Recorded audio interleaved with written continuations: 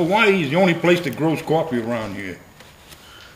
You know, I mean, in the United States, anyhow.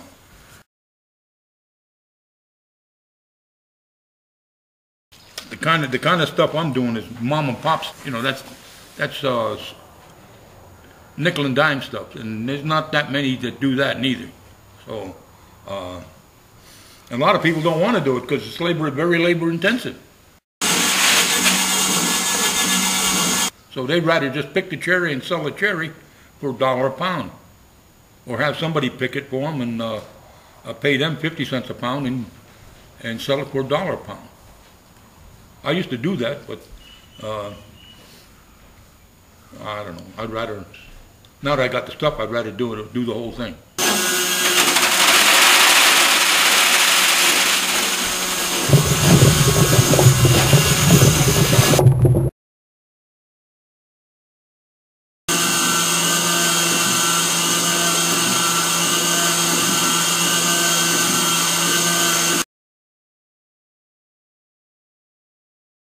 Macadamia nuts, grow grapefruit, grow oranges, lemons, tangelos, limes, bananas.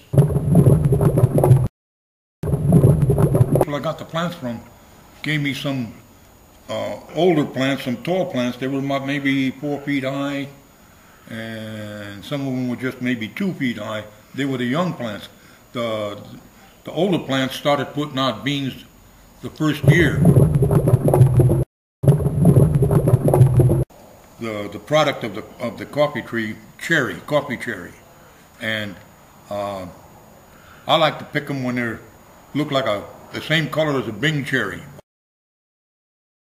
almost purple, and that's when they're the plumpest and the sweetest. And I think they make the best coffee. I don't like picking overripe coffee. I don't like picking underripe coffee. I just figure I'm going to pick coffee. I'm going to do the best job I can, and if I got to do it 3 times, I'll do it 3 times.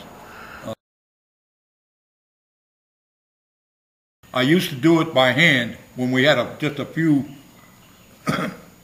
trees producing, but that's real hard work. I mean, you got to turn around and you got to smash them, and then you got to turn around and pick the beans out, throw the pulp out.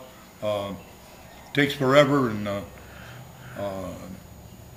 then the same way when we only had a few trees producing, that's when we used to knock the parchment off with a Cuisinart, a cup of beans at a time. To get about 5 pounds of coffee, you got to work all day, and then we roast them in a corn popper.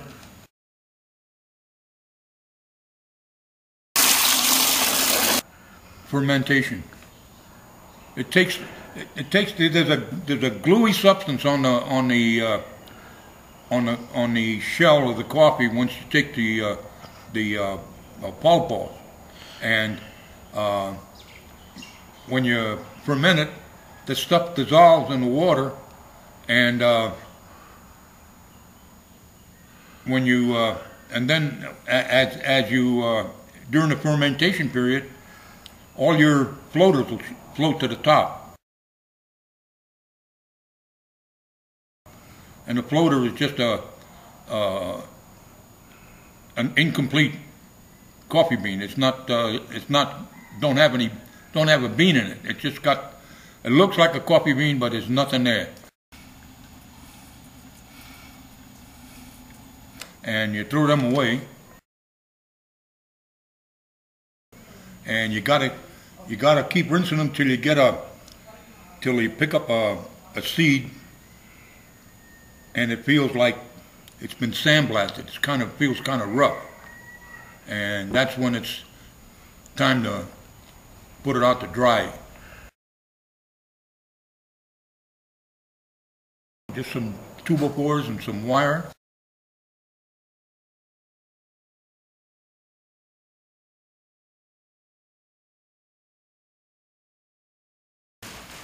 Somewhere around 2 years, long as you store them right.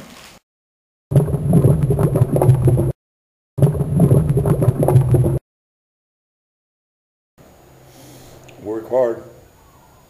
You're not going to make, let's put it this way, first thing you're going to do, if you're in it for the money, don't do it, because you're not going to make any money. It's a losing proposition. Number two is, it's very labor intensive. It requires a lot of attention. I mean, between irrigation, fertilization, pruning, and picking, and processing, it's almost like a full-time job. If you figure you pay yourself minimum wage, and the minimum wage around here is like something like $10. Well, in 2 hours, the way I pick coffee, I'd be lucky if I had 15 pounds. That's $15 on the, and I've already lost $5 on that part of it, working for minimum wage, and I ain't worked for minimum wage forever. You watch the temperature on the drum, and when it approaches about 350 degrees, you better start looking at the coffee and taking eyeball samples of it. And when it starts, if you listen to it, you can hear it pop. When it starts popping, that means it's already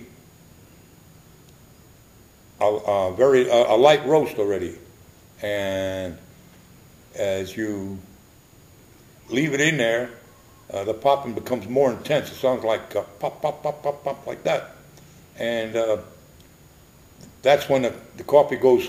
It really speeds up. It goes from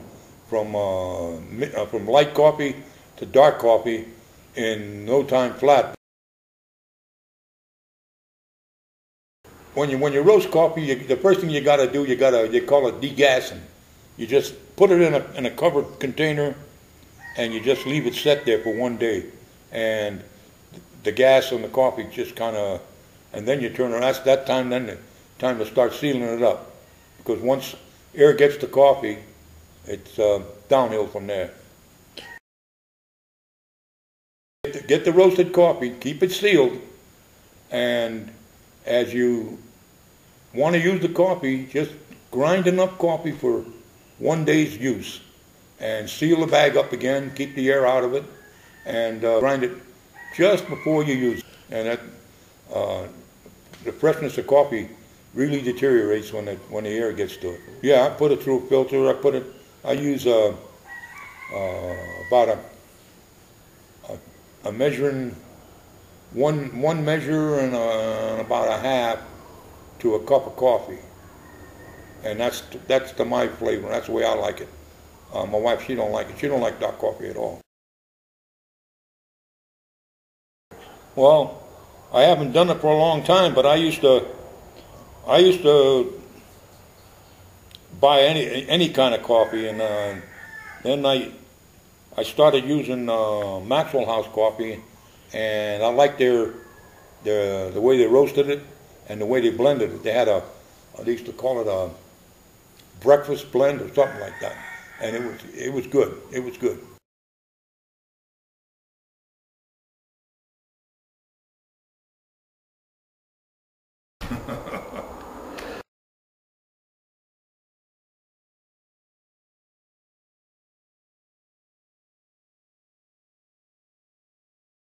No, I'm not an authority.